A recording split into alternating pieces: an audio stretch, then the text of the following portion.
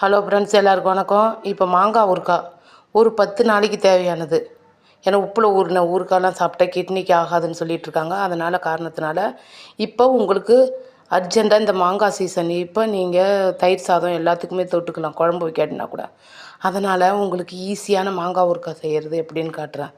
இது ஆண்களும் சரி பெண்களும் சரி இன்ஸ்டண்ட்டாக ஒரு விருந்தாடி வந்துட்டாங்கன்னா எக்ஸ்ட்ரா ஒரு தொட்டுக்க இது எப்படி செய்கிறதுன்னு ஈஸியாக செய்கிறது பார்க்குறேன். அதேமாரி வெளியூரில் வேலைக்கு போகிற பசங்க அம்மாவை விட்டுட்டு இல்லை ஒய்ஃபை விட்டுட்டு இப்படிலாம் இருக்காங்க நிறைய பேர். அவங்கெல்லாம் எப்படி செஞ்சு சாப்பிட்ணுங்கிறதுக்கு நான் ஒரு அர்ஜெண்ட்டாக ஒரு மாங்காய் ஊறுகாய் செஞ்சு காட்டுற பாருங்க. கடுகு ஃபஸ்ட்டு எடுத்துக்கணும். கொஞ்சம் எண்ணெயை ஊற்றிட்டு பாருங்க, கடுகு போட்டேன். அடுத்தது என்ன செய்கிறேன்னா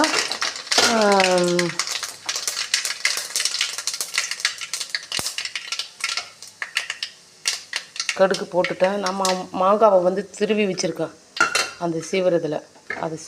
இதோ இப்போ போடுறேன் பாருங்கள். எண்ணெயில் போட்டு இப்போ என்ன செய்ய போகிறேன்னா அதை கிண்டி விட போகிறேன். மஞ்சத்தூள், பெருங்காயத்தூள், உப்பு எல்லாமே போட்டு அதில் ஏற்கனவே போட்டு வச்சுருக்கேன். தேவையான அளவு போட்டுட்டு கொஞ்சம் வதங்கின பிறகு இதுக்கு தேவையான அளவு மிளகாய் பொடி, தனி மிளகாய் பொடியும் போடலாம், இல்லை வீட்டில் இருக்கிற மிளகாய் பொடியும் போட்டுக்கலாம். இது ஏன்னா இது இன்ஸ்டண்ட்டாக ஒரு விருந்தாடி வந்துட்டாங்கன்னா அர்ஜென்ட்டுக்கு ஒரு துவையை ஒரு ஊறுகாய் இதுதான். பார்த்திங்களா, இதை வதக்கிட்டே இருக்கணும். இதுக்கு மெயினாக வந்து நல்லெண்ணெய் ஊற்றுங்க. நல்லெண்ணெய் ஊற்றினா தான் ரொம்ப நல்லது. இல்லை எது கிடைக்குதோ அந்த எண்ணெயை ஊற்றிக்கலாம். இதுதான் ஊற்றணும் அவசியம் இல்லை. இது சைடு எஃபெக்ட் எதுவுமே கிடையாது.